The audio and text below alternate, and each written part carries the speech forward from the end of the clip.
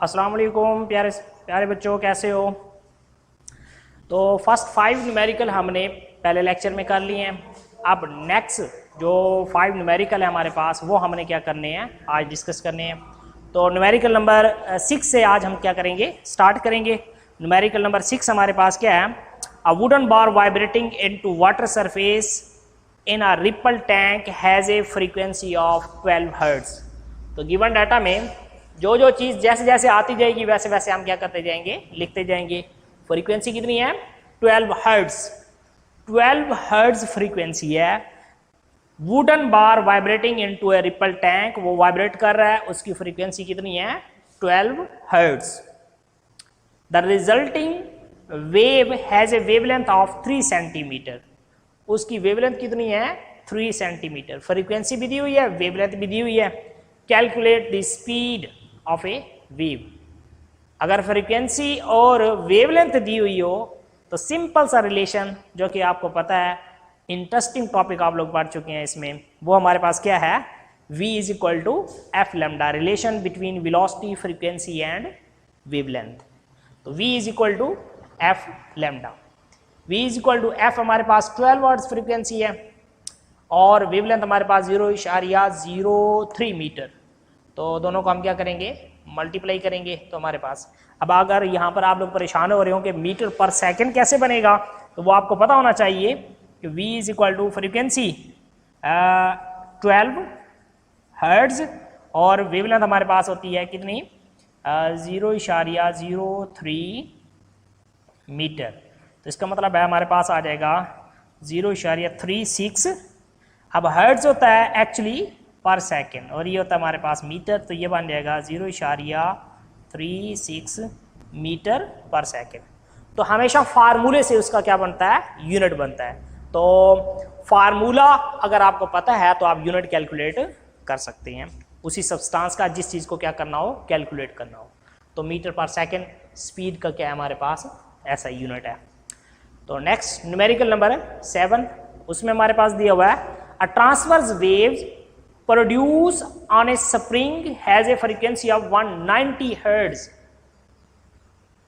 f is equal to 190 hertz frequency हमारे पास क्या दी हुई है।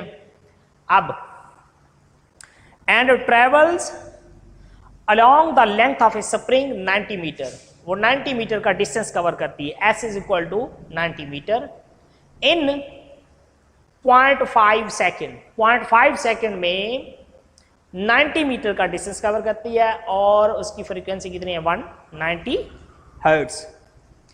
3 चीजें कैलकुलेट करनी है हमने। नंबर 1 वो कहता है time period of a wave calculate करें, उसका टाइम पीरियड कितना होगा। Calculate the speed of a wave, wave की स्पीड कितनी होगी। Calculate the wavelength of a wave, wave की वेवलेंथ कितनी होगी। ये 3 चीजें हमने क्या करनी है, कैलकुलेट करनी है।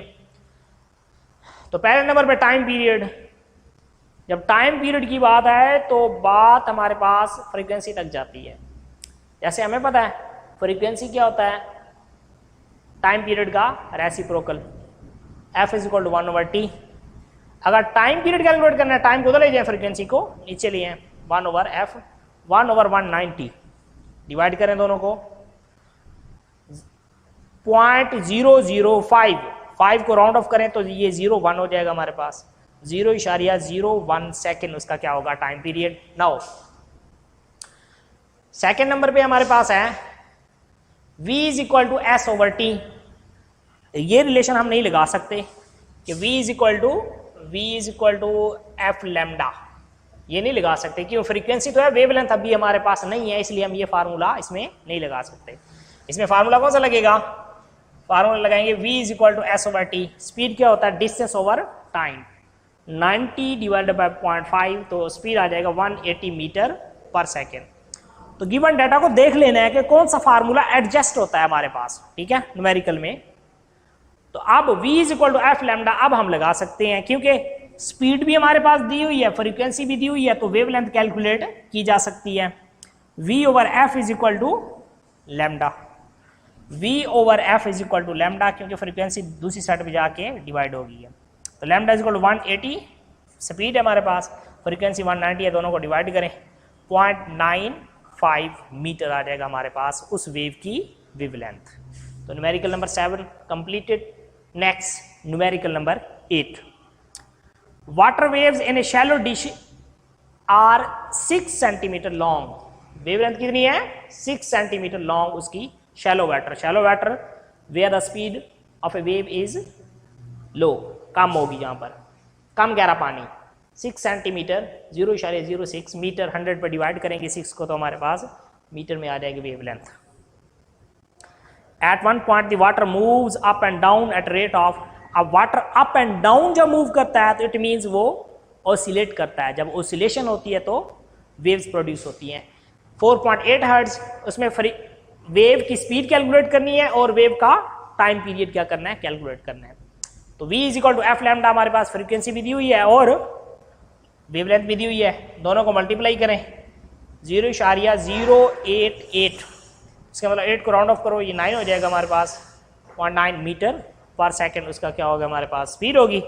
फ्रीक्वेंसी का हमें पता है f is equal to 1 over lambda, 1 over time period, तो टाइम उधर चला जाएगा, फ्रीक्वेंसी नीचे आएगी, दोनों को डिवाइड करो 0.21 सेकेंड उसका क्या होगा टाइम पीरियड होगा। सिमिलर वे में हमारे पास numerical number 9, at 1.5 ripple tank 80 centimetre distance है, 80 सेंटीमीटर रिपल टैंक का डिस्टेंस है, उसमें जो वेव्स प्रोड्यूस हो रही हैं वो है 5 हर्ट्ज फ्रीक्वेंसी की। कितनी? 5 हर्ट्ज फ्रीक्वेंसी की वेव्स प्रोड्यूस हो रही हैं इतने डिस्टेंस के रिपल टैंक में। अगर वो कहता है कि वेव्स की वेवलेंथ हमारे पास हो 40 मिलीमीटर, मैं इसको मीटर में कन्वर्ट करूंगा वेवलेंथ को, मिली 10⁻⁻3, तो 40 यहाँ से खत्म होगा तो यहाँ से a कम हो जाएगा हमारे पास, 4 × 10⁻2 metre. Calculate the time of a wave, कि वो 80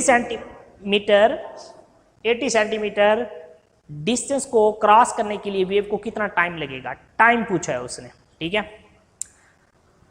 तो अब find the time the waves need to cross the tank, उस टैंक को क्रॉस करने के लिए कितना टाइम रिक्वायर होगा। तो देखिए v is equal to s/t, speed का फार्मूला है हमारे पास, क्लास 9th में पढ़ा हुआ है आप लोगों ने। डिस्टेंस ओवर टाइम स्पीड होगा हमारे पास, डिस्प्लेसमेंट ओवर टाइम होगा तो वो वेलोसिटी होगा। तो s/t, अब हमने t कैलकुलेट करना, t उधर ले जाएं, v, s तो हमारे पास है, v नहीं है, तो इसका मतलब है पहले हमें v को कैलकुलेट करना पड़ेगा। तो v is equal to f lambda, frequency भी दी हुई है और वेवलेंथ भी दी हुई है, दोनों को मल्टीप्लाई करो, तो मल्टीप्लाई, ये इनको मल्टीप्लाई करो 20 10⁻12 -2 नीचे जाएगा 10⁻+2 का मतलब होता है 100, 20 डिवाइडेड बाय 100 0.2 मीटर पर सेकेंड उस वेव की स्पीड होगी।